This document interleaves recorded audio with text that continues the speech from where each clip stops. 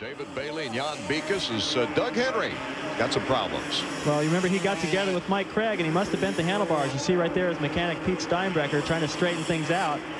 Figure he'll gain more time by straightening it out and finishing the remaining laps than he would by riding around with it all twisted. And bad luck. He had this same problem in Minneapolis, I think, where he actually broke the handlebars and was unable to finish. But it looks like he's going to drop a lot of points tonight.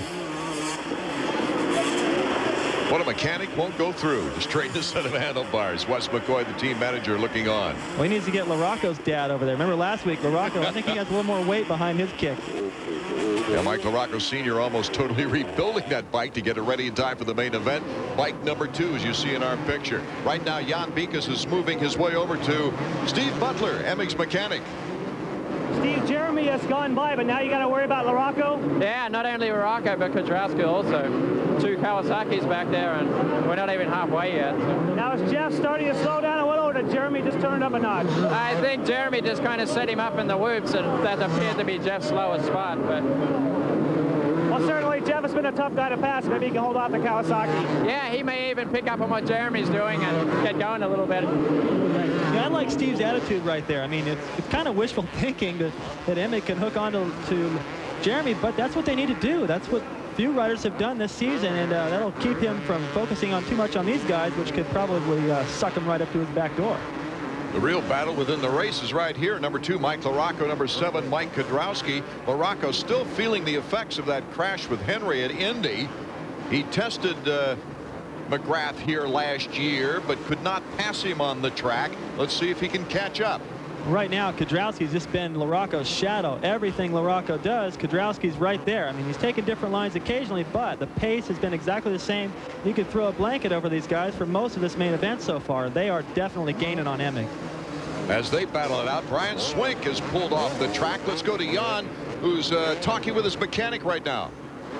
Marshall, what broke on Brian's bike? Part of the brake lever broke off, a little pivot. Is it just like the pin that holds it that fell out, do you think? No, it broke right off.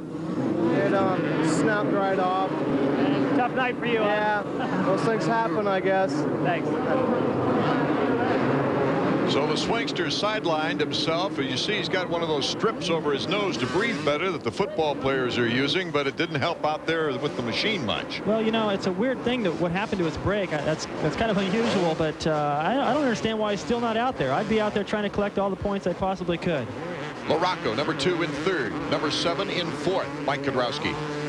Look at LaRocco right there, grabbing a handful. You see how slick it is. It's got this topsoil, but the floor of the Astrodome has been there since this thing was built, and it's that hard packed clay. When they get down to it, it's very slick. It's like that in one of the triples, the corners after the triple. These guys are having a lot of problems with. Let's go down to Jan. Ryan, it looks like Mike is closing in on his teammate. Do you think he can catch him? Well, they're battling when Emmett and 2 Mikes are kind of going back and forth. So one guy makes a mistake and the other one makes another mistake the next lap. So they kind of been going back and forth. So it's been pretty interesting. Now, you had to totally rebuild that engine. You're pretty confident it's working the way you wanted to? So far. It was a big job for you, though, huh? Yeah, we had a little problem today with the water pump, but we'll be all right. Thanks. Thank you. The Cowies taking different lines, going into that slick area again.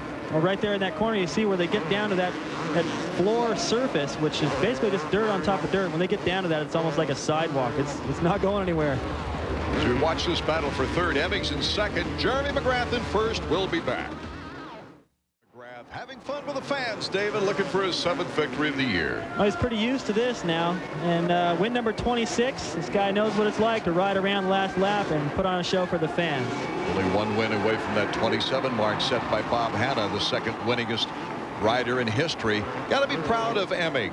Emig placing 2nd, his best finish of the year. Really wouldn't let Jeremy off the hook there for a little while. Well, he made it tough for him. He made it real tough for these guys. And right now, it's kind of a bummer. They're trying to catch Jeremy in the points battle, and then Emig jumps in there and steals some points from him. Jeremy McGrath wins once again as LaRocco taking 3rd and Kudrowski a 4th. Ward picked up 5 places to end up in 5th position. And Jeremy tossing the goggles to the fans.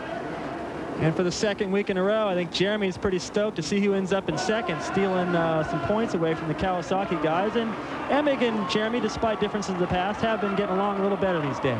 That's right. They've been riding together and a little bit of socialization together. It's good to see.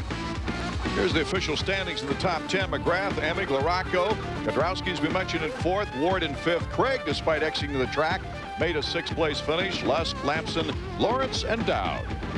Jeff, that was a great ride for you. For a long time, you held off Jeremy. That was probably one of the better rides you've had. Where did he take you? Well, I don't really remember. I think he took me across the flat spot. I was resting a little. Man, I've been kind of tired all day. I don't know what the deal is, but I mean, I was wanting to win that thing just as bad as ever. But you had the speed that you haven't had for a while. Has that helped your confidence somewhat? Yeah, because I knew that both Mikes were behind me, and I knew that if I just kept doing all the obstacles, they would never catch me. What was your trick in holding Jeremy back? Did you know the lines he was trying to do and then blocking those? Yeah, it's a little bit one line. I mean, you know, he got past me in an open spot, but hey, water, please. Well, obviously you need some water to quench yourself, but that's a nice ride. Thanks. Yeah, thanks. I'd like to thank all the fans down here, you know, in Houston. They're great. Thanks.